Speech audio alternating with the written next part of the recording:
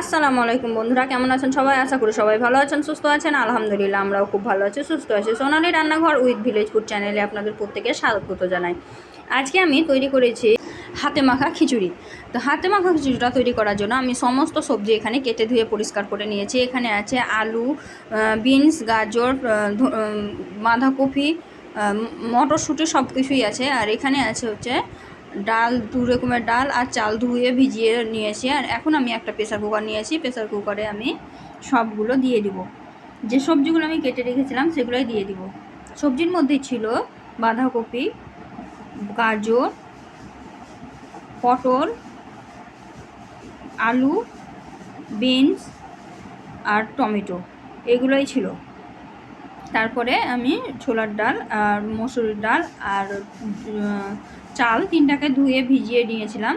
আর সমস্ত সবজি আমি এখন এই কুকারের মধ্যে দিয়ে দিলাম, কারণ সময় হাতে খুব কম ছিল। আর আমি প্রেশার কুকারেই খিচুড়িটা তৈরি করে নিয়েছি, তার জন্যই কিন্তু প্রেশার কুকারের মধ্যে সমস্ত সবজি আমি ভরে দিলাম। তারপরে আমি চালটা দিয়ে দিলাম।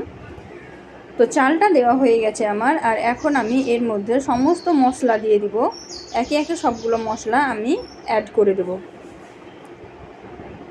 তো এখন আমি দিয়ে দিলাম প্রথমেই হলুদ গুঁড়োটা 2 চামচ দিয়ে দিলাম। আর এখন আমি দিয়ে দিব হচ্ছে লঙ্কা গুঁড়ো।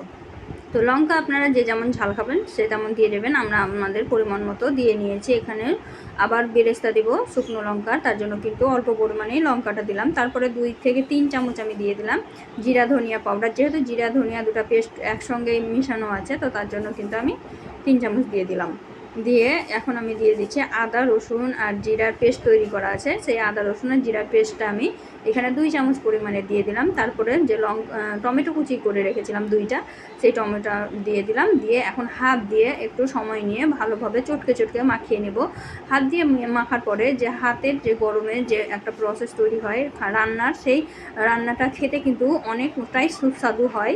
খুব অল্প পরিমাণে মশলা দিয়েও কিন্তু খুব সহজেই এইভাবে তৈরি করে নেওয়া যায় সুন্দর খিচুড়ি, আর খেতেও কিন্তু দুর্দান্ত লাগে। তো এখন আমার সব কিছু মাখা হয়ে গেছে। আর এখন আমি এখানে পরিমাণ মতো জল দিয়ে দেবো। তো আমি যতটা পরিমাণে চাল আর সবজি দিয়েছি তার থেকে ডবল পরিমাণে জল দেবো, যেহেতু এটা প্রেসার কুকার আর আমি খিচুড়িটা একটু গলা গলা করবো, তো তার জন্যই কিন্তু আমি ডবল জল দিয়ে দিলাম। তারপরে আমি এখন 2টা সিটি মারিয়ে নিব। তো 2টা সিটি মারালেই কিন্তু পারফেক্টভাবে এটা সিদ্ধ হয়ে যাবে। তো 2টা সিটি পড়ার পরেই কিন্তু আমি বন্ধ করে দিয়েছিলাম। তারপরে ভাপটা বার করে তারপরে আমি নামিয়ে নিয়েছি। আর কালারটা দেখুন কত সুন্দর হয়েছে, আর কত সুন্দর মাখো মাখো খিচুড়ি একদম রেডি হয়ে গেছে। আর এখন হচ্ছে তড়কা লাগানোর পালা বা বেরেস্তা দেওয়ার পালা। তো বেরেস্তাটা তৈরি করার জন্য এখানে আমি একটা ফ্রাই প্যান বসিয়ে দিয়েছি। আর যেহেতু আমি তেল দেইনি তাই এখানে একটু পরিমাণটা বেশি দিয়ে দিলাম তেলে। তারপরে আমি এখানে দিয়েছি একটা পেঁয়াজ কুচি, 2টা রসুন 2 থেকে 4 কোয়া রসুনের টুকরো করে দিয়েছি কুচি করে। আর দিয়ে দিলাম জিরা ফোড়ন দিলে কিন্তু সেন্টটা খুব সুন্দর লাগে, খেতেও খুব সুন্দর লাগে। তারপরে আমি দিয়ে দিচ্ছি তো ভালোভাবে কিন্তু এখন আমি বেরেস্তাটাকে মশমশা করে ভেজে নেব। তারপরেই কিন্তু আমি খিচুড়ির সঙ্গে মিক্সড করে দেব। এই বেরেস্তাটা কিন্তু আপনারা ঘি দিয়েও তৈরি করে নিতে পারেন, কিন্তু আচার দিয়ে খেতে গেলে ঘিয়ের ব্যবহারটা না করলেই ভালো। যেহেতু আমি আচার দিয়ে খাবো, তো আমার বেরেস্তাটা সুন্দরভাবে তৈরি হয়ে গেছে। আর আমি এখন দিয়ে দিলাম খিচুড়ির মধ্যে, দিয়ে একটু নাড়াচাড়া করে লবণ দিয়ে ফুটিয়ে নামিয়ে নেব।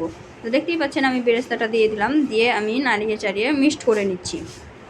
তো বেরেস্তাটা সুন্দরভাবে মিক্সড করা হয়ে গেছে। এখন আমি স্বাদ মতো লবণ দিয়ে দিলাম। তো আমার এখানে 1 চামচই যথেষ্ট, আপনারা আপনাদের পরিমাপটা একটু বুঝে নেবেন। তো এই তো নাড়াচাড়া করে দিলাম। আর এখন খিচুড়িটা সুন্দরভাবে ফুটিয়ে নিয়ে নামিয়ে নেব। তো দেখতেই পাচ্ছেন খিচুড়িটা কিন্তু ফুটতে শুরু করেছে। এই পর্যায়ে কিন্তু গ্যাসটা আমি বন্ধ করে দেবো, বন্ধ করে নামিয়ে নেব।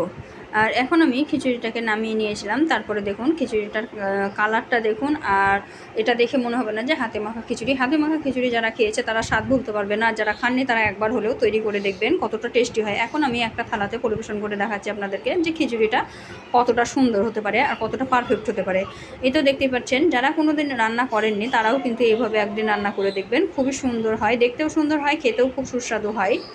তো এই তো আমি নামিয়ে নিলাম খিচুড়িটা প্লেটের মধ্যে। আর খিচুড়ির সঙ্গে আমি সেরকম কিছুই তৈরি করিনি, যেহেতু খুব সময় কম ছিল, তার জন্য আলু ভর্তা করেছিলাম আর ডিমের মামলেট আর হচ্ছে আমের আচার দিয়ে খিচুড়িটা আমি পরিবেশন করেছিলাম। তো আপনারা আপনাদের ইচ্ছা অনুযায়ী কিন্তু পরিবেশন করে নিতে পারেন। তো আজকের ভিডিওটা কিন্তু খুব বেশি বড় করব না, আজকের ভিডিওটা এই পর্যন্ত। দেখা হবে এই ধরনেরই আরও নিত্য নতুন রেসিপি নিয়ে পরবর্তী ভিডিওতে।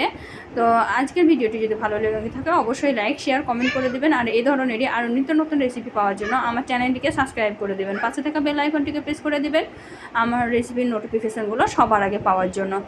তো সবাই ভালো থাকবে, সুস্থ থাকবে, আর আমার জন্য অবশ্যই দোয়া করবে। খোদা হাফিজ।